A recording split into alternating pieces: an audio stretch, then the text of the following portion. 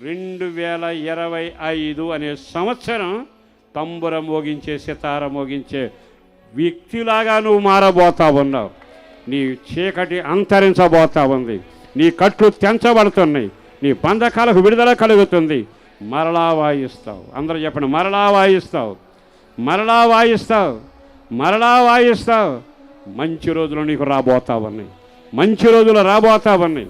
ఈ 3 వాగ్దానాలు కలిపి శాశ్వత కృపలో ఇమిడిచి మనకంటున్నాడు కదా, నా కృప శాశ్వత కృప, నా శాశ్వత నిత్య కృప ఉంటుంది, నా శాశ్వత కృపలో విడవని కృప ఉంటుంది. ఇంకా చాలా ఉన్నాయి, కానీ విశేషాలు ఒక్కసారి గమనిస్తే ఈ మాట విన్నాకైనా మన వ్యక్తిగత జీవిత అనుభవాల్లో ఈ మాటలు మనసులో పెట్టుకుని, ప్రభువా దావీదు కలిగిన వైభవం మరలా నాకు కలుగు చేయబోతున్నావా?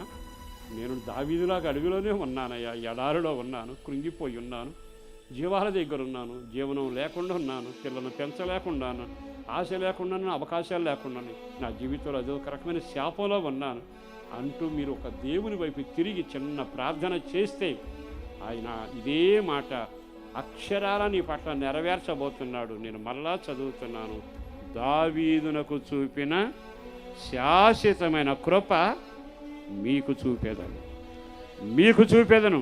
గట్టిగా ఆమె నన్ను నోడుతో, మీకు చూపేదను.